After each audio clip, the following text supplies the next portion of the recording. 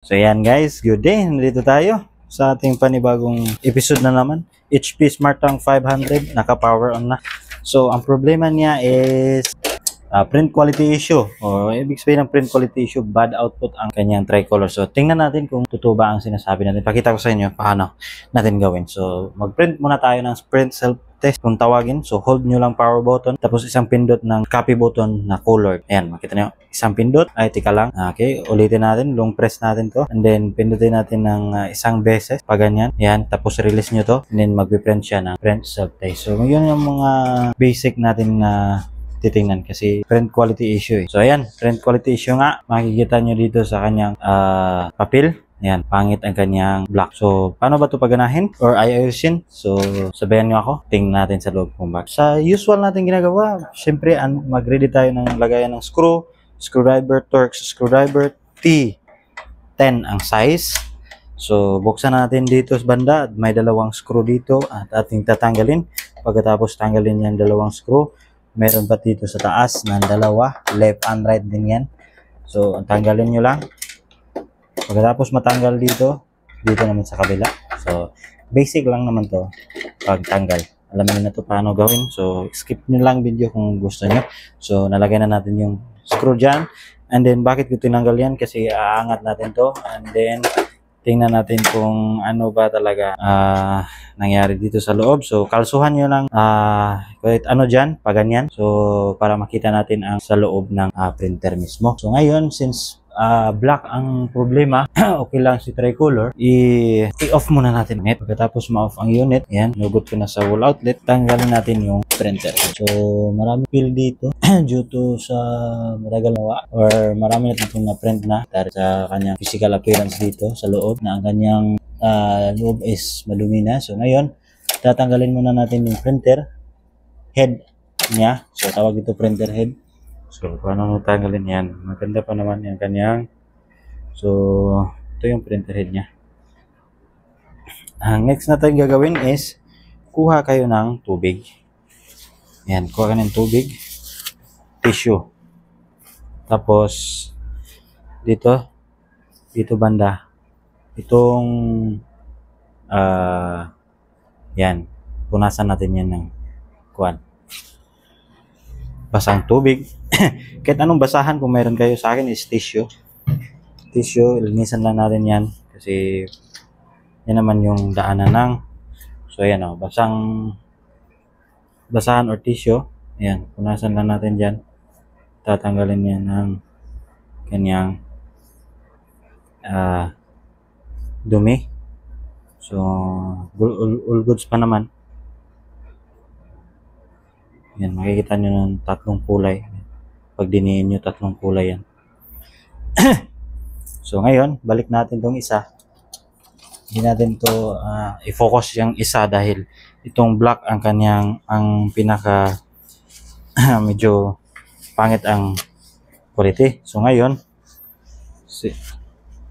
kunin natin tong isa, yung black. Uy, isa. And then, punasan na natin dito. Yan, makita nyo dito banda sa kanyang printer head output niya. Yan, madumi. So, ngayon, dyan natin. Yan. Linis-linisan natin. Pag ganun lang, wipe nyo lang yung mga excess. So, since okay na, satisfied na ako dyan, or kung hindi kayo satisfied, kayo na bahala. Okay? So, ngayon, napunasan natin, sarado, and then, power on ulit.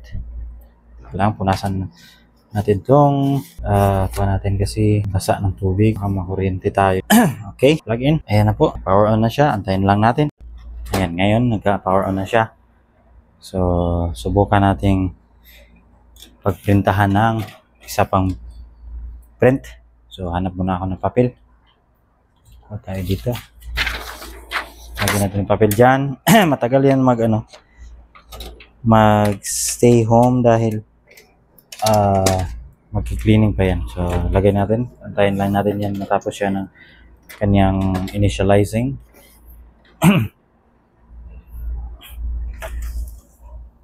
Goods pa, okay. So, nag-home position na siya. So, perform tayo ulit. Yung pine-perform natin kanina, hold power button, press yung color button, copy button, yan. Isa, ayan. Tapos release.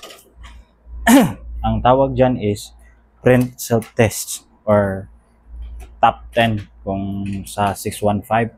Code number 10 ang ilagay natin pag ganyan na algorithm niya.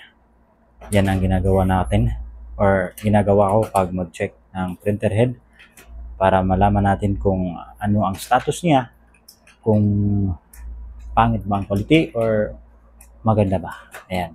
So, antayin lang natin siyang mag-initiate kasi mag-cleaning pa yan siya ng konti and then maya-maya hihilahin na niya yung papel at mag-print na siya. Ayan, makikita nyo. So, hinilan niya yun. O, diba? Meron na tayong improvement.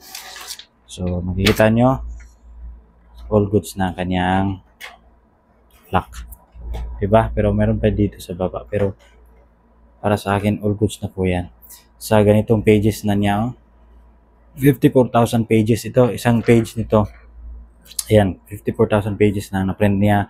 Sa pagbili niya is ito pa rin yung printer head. Hindi pa nasira. So, ibig sabihin yung printer head niya ay gamit na gamit. At the same time, nakabawi na din siya dahil gamit na gamit niya, hindi pa siya nakapagpalit ng panibago. Alright, napakaganda ng quality. Ito kasi, babad kasi nito ng mga print or pages. Sa isang araw yata, nagpa-print sila ng kahit mga 10, 7, ganyan. Hindi ko alam kung ba. So, ito yun, kanyang previous. And then, ito yung nalinisan natin. So, meron magandang quality. 54,000 ano print niya, wala pa siyang napalitan ng kahit. So ano tawag dito, palaging gamit na gamit yung printer na to. So sa ganun, maglinis kayo tapos hindi na nalinis, so proceed nyo na i-vacuum. Ano ba yung vacuum? So yung vacuum is from tangke.